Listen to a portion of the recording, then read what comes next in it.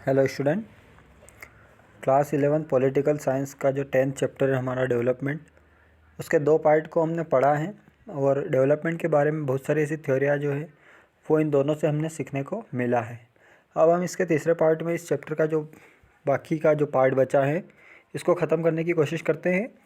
तो अब तक हमने इस चैप्टर में ये पढ़ा है कि डेवलपमेंट क्या है, किस बेस पे डेवलपमेंट को मतलब अपन माप सकते हैं, क्या क्या डिफरेंस है डेवलप्ड और डेवलपिंग कंट्रियों के बीच में, डेवलपमेंट को लेकर क्या क्या मेथड्स अलग अलग मॉडल्स तैयार किए गए हैं और किस प्रकार से उनको क्रिटिसाइज में भी किया जा सकता है। तो ये अलग अलग चीज़ें हमने इस चैप्टर में अभी तक दो पार्ट्स में हमने देखा है।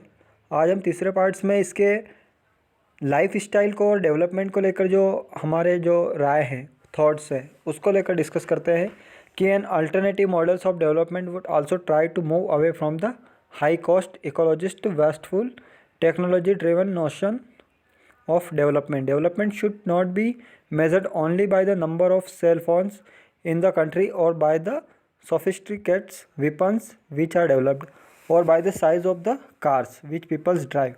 मतलब इनका कहने का सिंपल सा मतलब ये है कि आप डेवलपमेंट और लाइफ स्टाइल को अगर जोड़ के देखते हो तो डेवलपमेंट का मतलब केवल ये नहीं है कि आप टेक्नोलॉजी के मैटर में कहाँ पे पहुँच गए हो, या फिर डेवलपमेंट का मतलब ये नहीं कि आपके पास कितनी कार हैं, आपके पास कितने बड़े फ़ोन हैं, या आपके पास कितने आधुनिक हथियार हैं।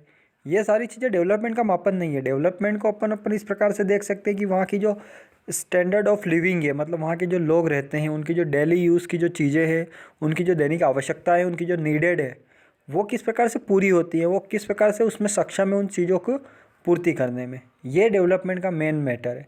मतलब ये है कि हम किसी को डेवलपमेंट को इस तरीके से देख सकते हैं कि किसी व्यक्ति की जो बुनियादी ज़रूरतें होती है, जैसे उसको रोटी, कपड़ा, मकान, उसके पास बिजली की व्यवस्था, उसके पास पानी की व्यवस्था है, तो ये सारी चीज़ें मूलभूत जो उसकी मेन आवश्यकता होती है, अगर वो आसानी से उन चीज़ों को पूरा कर सकता है, अगर वो सक्षम है उन चीज़ों को ईज़िली पूरा करने में, तो हम मान सकते हैं कि वो डेवलप है।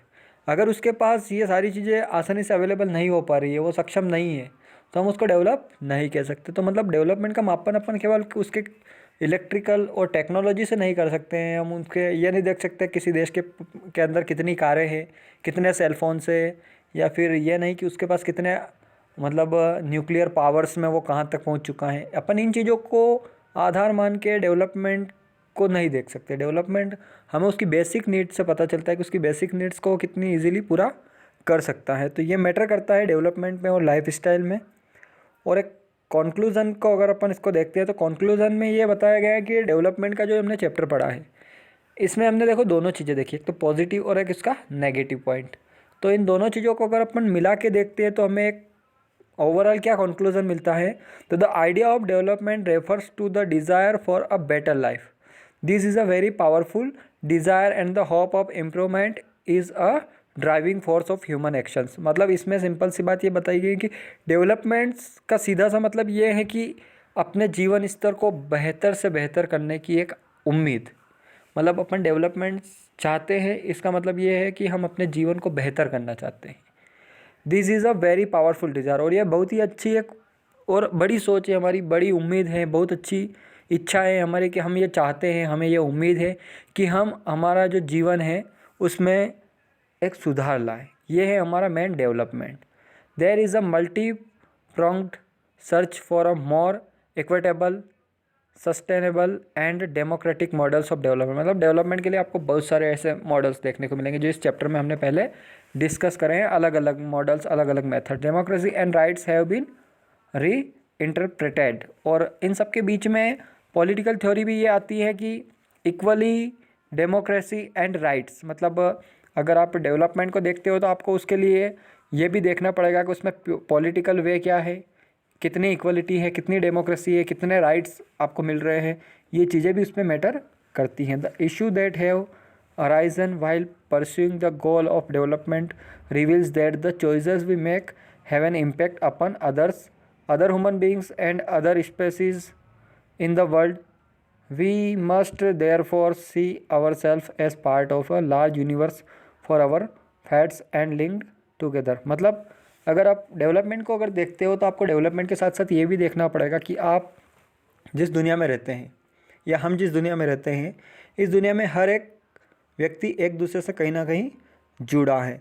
तो हम आज कोई भी फैसला करते हैं, हम कोई सा भी डिसीजन लेते हैं, तो उसका इफ़ेक्ट दूसरे के ऊपर भी पड़ता है। तो हमें जो भी डिसीजन लेना है अपने डेवलपमेंट को लेकर, उसमें हमें ये भी देखना है कि इससे किसी को फ़ायदा है या किसी को नुकसान है। मतलब जैसे आज अगर अपन इन्वायरमेंट की बात करेंगे, अगर अपन अपने फ़ायदे के लिए इन्वायरमेंट को दूषित कर देते हैं, ख़राब कर देते हैं, पॉल्यूट कर देते हैं, तो इसका असर दूसरों के ऊपर भी पड़ता है। जो ह्यूमैनिटी है वो भी खतरे में आ जाएगी।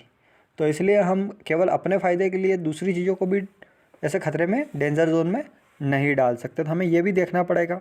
तो ओवरऑल हम ये कह सकते हैं कि डेवलपमेंट हर कोई चाहता है अपने एक बेटर लाइफ के लिए। हर कोई ये चाहता है कि डेवलपमेंट हो। हर एक कंट्री, हर एक स्टेट ये चाहता है कि उसका डेवलपमेंट हो। उसके लिए वो अलग अलग मॉडल्स तैयार करता है। लेकिन वो मॉडल्स हमें इन सारी चीज़ों को ध्यान में रखते हुए बनाने पड़ेंगे कि उसके पॉजिटिव वे में क्या पॉइंट आते हैं और उसके नेगेटिव वे में क्या क्या पॉइंट आते हैं। हम किसी को मतलब नुकसान उससे ना हो, उससे एनवायरनमेंट, उससे सोशलिटी या किसी भी के भी ऊपर कोई इफ़ेक्ट ना पड़े। और साथ ही साथ हम जो भी मॉडल तैयार करते हैं उसमें इक्वलिटी हो, उसमें सबके राइट्स हो, ह्यूमैनिटी हो। इन सारी चीज़ों को भी हमें देखना पड़ेगा। तो ये सारी चीज़ें अगर अपन देखते हैं और इसके बेस पे अगर कोई डेवलपमेंट प्लान तैयार करते हैं, तो जाहिर सी बात है कि उससे हम डेवलपमेंट को भी हासिल कर सकते हैं और एक ह्यूमैनिटी भी बनी रहेगी। तो इस प्रकार से हमारा ये एक डेवलपमेंट को लेकर चैप्टर था, जिसमें हमने डेवलपमेंट से लेकर सारी चीज़ें डिस्कस की हैं। आई होप कि आप अच्छे से इसको समझ पाए होंगे। Thank you.